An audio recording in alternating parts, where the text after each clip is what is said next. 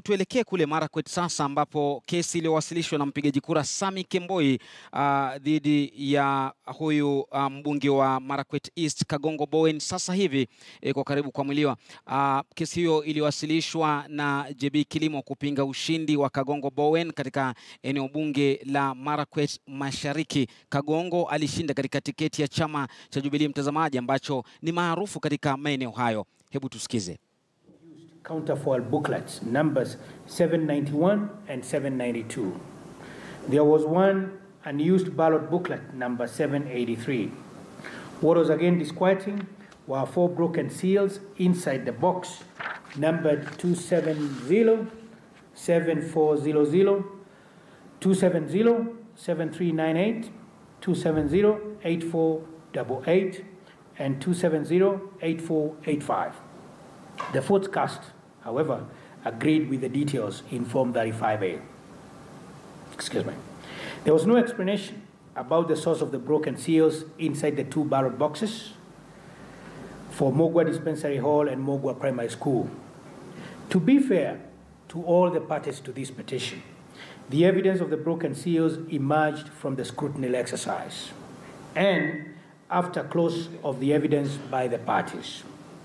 But I expected parties to address me on that matter in their final submissions. The petitioner's counsel did so at paragraphs 30 and 31 of his written submissions filed on 15th January 2018. The first and second respondents' counsel gave the matter a wide berth. Paragraphs 37 and 38 of the submissions filed by Mr. Onyinkwa on 12th January 2018 were completely mute on that subject. On the other hand, paragraphs 37 to 39 of the third respondent submissions on scrutiny were also hushed on the matter. I've then perused Regulation 67 and 73 of the General Regulations 2012. Ballot boxes are supposed to be opened at the commencement of the voting exercise. They are then sealed. When voting ends, the seals are broken in the presence of agents or the candidates. This is to facilitate the counting of votes. When the counting ends, the boxes are sealed afresh and delivered to the returning officer. They cannot be reopened without an order of the election court. So much so that broken seals may be deposited in a ballot box. But why were broken seals left only in the 2 contested ballot boxes? It left legal doubt about the integrity of the materials inside those 2 ballot boxes. At Chaptani, Code 121, the ballot box serial number 105512 was secured by 5 seals. I've set out the particulars of the seals. But there was no Form 35A inside. Instead, there was a stray Form 37A for the election of the seat of county governor, serial number GV 0014448. There were 6 counterfoil booklets, number 683, 684, 685, 687, 688, and 689. There was 1 unused ballot booklet, number 686. The votes cast, however, agreed with the details in Form 35A. It is not lost on me that the delay in submitting the materials for these stations built up tension inside the tallying hall and eventually sparked the violence outside. At the time the violence started, the petitioner had testified that results for Mongwa and Chaptani had not arrived or had not been tallied. DW2, on the other hand, said that about 5 stations were remaining. The petitioner testified that, and this is relevant, and I quote, "The violence started because the people wanted the returning officer to announce the results. People were shouting. I do not know the immediate cause, but the people wanted results announced to know their leader," unquote. I will turn to the serious allegations of irregularities in Forms 35A and 35B. I'll classify them into two categories. First, the excusable or minor omissions and mistakes which had no impact on the poll. Secondly, irregularities or illegalities that went into the root of the results. Excuse me.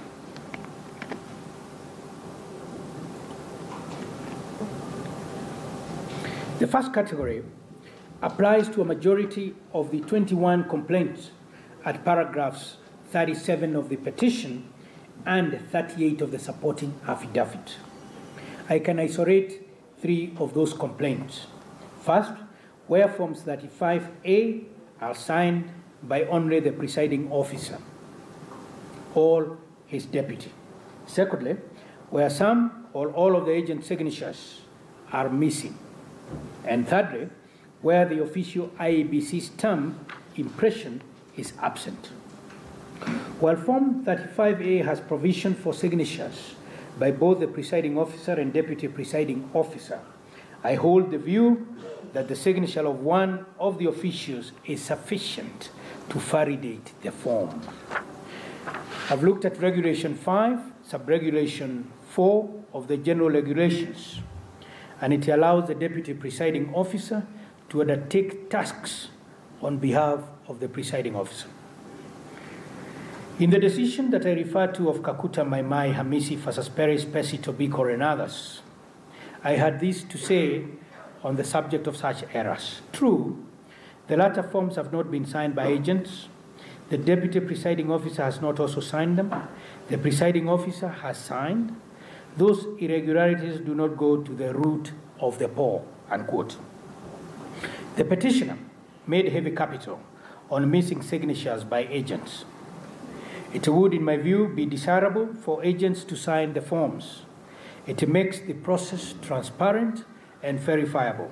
For example, at Maron Primary School, Code 123, the report on scrutiny confirmed that there was, and I quote, overwriting on the total of varied votes cast and the total number of rejected votes, unquote. No agent signed the form. At Chesawach, polling station 92, no agent signed the form. When such results are questioned, it becomes difficult to verify them. Happily, the scrutiny at Maron Primary School revealed that the votes cast were in agreement with Form 35A. The case for Chesawach, however, remains moot. The point, however, is that signatures by agents are not mandatory. Regulation 79, Sub-Regulation 6 and 7 provide that the absence of an agent or candidate at the time of announcing result does not invalidate the poll. Form 35A provides for signatures by agents or candidates only when they are present.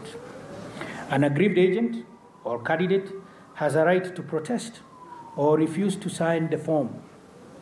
Doubt is completely removed because at the foot of the form there is a space intituled refusal to sign, if any. I am of the opinion that the lack of an IEBC stamp on Form 35A is not fatal. For starters, there is no form or space set out in that form to praise the stamp impression. Secondly, the IEBC stamp constitutes what the regulations refer to as non-strategic materials. Thirdly, there is no express requirement in the Act or in the regulations that the presiding officer must stamp Form 35A. This is unlike the case of a ballot paper that must be stamped. I am not in any way trivializing that matter. Obviously, a stamp creates the aura of an official document, but it would be a fallacy, in my view, to throw out a form for want of a stamp when the maker, in this case the presiding officer or his deputy, have signed it.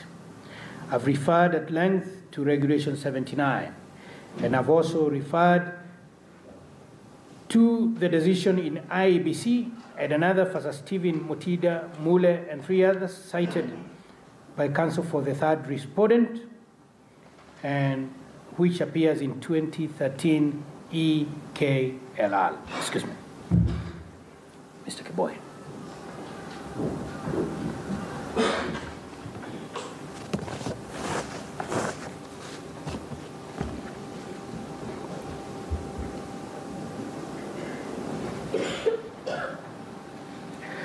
I'll now turn to the second category of serious irregularities or illegalities that go to the root of the poor. It must follow as a corollary that from the preceding paragraph that I've just read out, a Form 35A that is not signed by either the presiding officer or deputy presiding officer is fatally defective. It would be a form that lacks validation by the maker. Its authenticity is immediately cast into doubt. Form 35A, in my view, is the most important primary record of the election. All the other forms are built atop it. The sealed ballot boxes delivered to the returning officer cannot be reopened except by an order of the election court. The results in Form 35A are then tallied. They are then fed into a computer to generate a spreadsheet, now known as Form 35B. And I've referred to a number of cases on that subject. At paragraph 27 of the petition, it is pleaded, and I quote, that a large number of Forms 35A were not signed as required under the law.